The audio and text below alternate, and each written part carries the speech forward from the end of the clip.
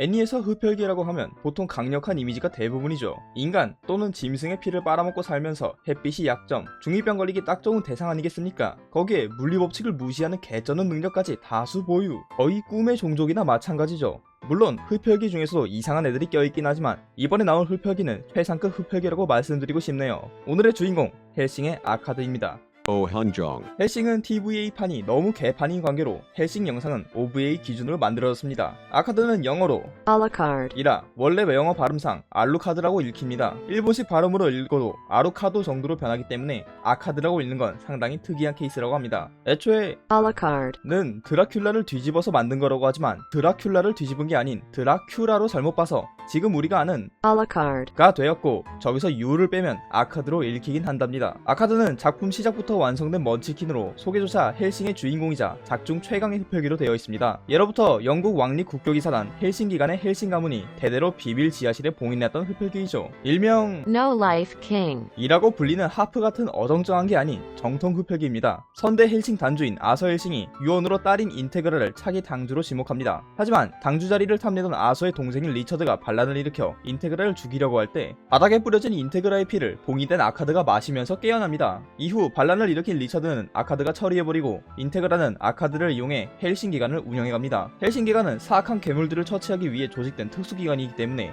괴물들의 왕급인 아카드는 아주 좋은 카드죠. 헬싱엔 주요 인물들이 몇 명 있는데 각자 특정 종족을 대표합니다. 인테그라는 인간, 세라스는 괴물과 인간 그 사이, 아카드는 괴물을 대표합니다. 아카드의 첫인상은 이상한 절연 테이프를 몸에 감고 바닥이나 핥는 괴짜였는데 다음 장면부터는 하얀 피부와 검은 긴 머리에 붉은 코트, 거기에 권총을 난사하지만 전부 원샷 원킬, 아무리 맞아도 죽지 않으며 절대 이긴다는 자신감으로 무장한 개간지 캐릭터. 헬싱은 1998년에 처음 출간됐는데 당시에 일본 만화에선 같은 연도에 카우보이 비밥이 방영되고 더 이전인 92년도엔 세일러문이 연재를 시작한 시대입니다. 대부분 주인공은 뭔가 정의를 가지고 움직이거나 영웅다운 행동을 하며 뭔가 구한다는 느낌이 강했는데요. 그 사이 헬싱이 연재되면서 정의도 없고 흥미로 움직이면서 주인만을 섬기는 이상한 주인공이 나타났던 겁니다. 그땐 안티히어로라고 보는 사람들도 꽤나 있지만 지금 보면 사실 아카드는 아카드다라는 느낌이 더 강하다고 생각합니다. 흡혈귀 캐릭터는 굉장히 많지만 아카드는 그 중에서도 독보적입니다. 특이하게도 많은 흡혈귀들은 강함에도 불구하고 어딘가 노예로 소속이 됩니다. 시노부도 그렇고 아카드도 그렇고 다른 작품에서도 흔하죠. 아카드는 봉인된 표식으로 장갑을 끼고 다니며 너무 강한 힘 때문에 일정 이상의 힘을 내려면 봉인을 차례대로 풀어야 합니다. 마지막 봉인인 구속제어술식 영혼은 인테그라의 허가가 있어야 하죠. 헬싱은 헬싱 기관과 밀레니엄, 이스카리옷의 3파전을 다룹니다. 그래서 세 기관은 항상 직접적이든 간접적이든 서로 마찰이 생기죠. 작품 마지막엔 헬싱 기관이 승리를 거두고 아카드는 행방불명이 됐다가 30년 뒤에나 다시 등장하면서 끝이 납니다. 아카드의 능력은 아무리 봐도 그냥 개사기 오브 개사기입니다. 흡혈기라서 흡혈은 하는데 아카드의 흡혈은 좀 다르기 때문이죠. 일반 흡혈기는 흡혈을 할 경우 동정 또는 처녀를 흡혈기로 만들고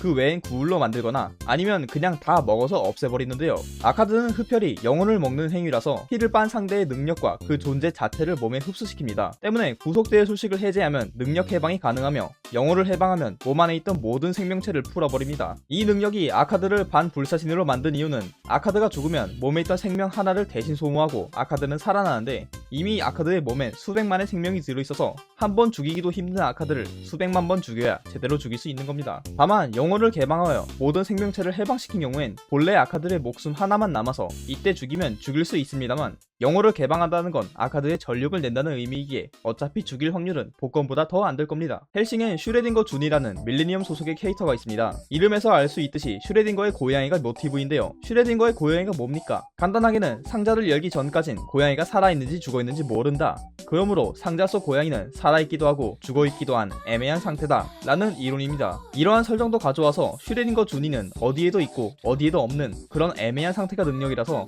죽어도 사실은 다른 데 있었습니다 하면서 살아납니다. 근데 마지막 부분에 아카드가 런던의 피를 모조리 빨아들이면서 거기에 슈레딩거가 뛰어드는 바람에 그 능력 자체를 흡수하면서 아카드도 자신과 타인의 구분이 모호해집니다. 너무 많은 흡혈을 한 탓에 몸에 있는 수백만의 생명과 본인이 구분이 안 됐고 덕분에 행방불명이 된 30년간 아카드는 몸 안에 있는 모든 생명을 죽이고 자신과 슈레딩거만을 남겨 다시 나타난 겁니다. 어디에도 있고 어디에도 없는 특성을 가진 아카드는 반불사신이 아닌 진짜 불사신이 되어서 복권의 확률이라도 죽일 수 있었던 경우의 수가 아예 없어졌죠. 이외에도 각종 능력이 있습니다. 벽통과 텔레파시, 염동력, 최면, 비행, 초재생, 부활, 바스커빌과의 대해, 구속제열수식, 광역흡혈 등등 누가 봐도 작중 최강자라고 할만합니다. 헬싱 설정상 아카드는 블라드 최페시와 동일 인물이며 브램 스토커의 소설 드라큘라에 등장하는 드라큘라 백작 본인입니다. 어린 시절엔 오스만 황실에 잡혀서 남자에게 범이지기도 하고 전쟁에 패배하여 처형대에 올랐지만 처형 직전에 흡혈귀가 될 기회를 얻어 흡혈귀가 됐고 드라큘라 백작 시절 반 헬싱과 동료에게 패배하여 봉인됩니다. 봉인 후 100년간 헬싱 기관에서 아카드를 더욱 강화시킨 결과 지금의 아카드가 되었죠. 참고로 반 헬싱과 그 동료들은 한 명 한 명이 안데르센 수준이라고 추측이 됩니다. 유일하게 패배한 전적이며 안데르센을 본 아카드는 반 헬싱과 동료들을 떠올렸었거든요. 또한 월터가 1세기 전의 초대 헬싱경과 비교하면 이 정도 위기는 위기축에도 들지 않습니다 라고 한 걸 보면 그때 인간이 지금보다 훨씬 강해 보입니다.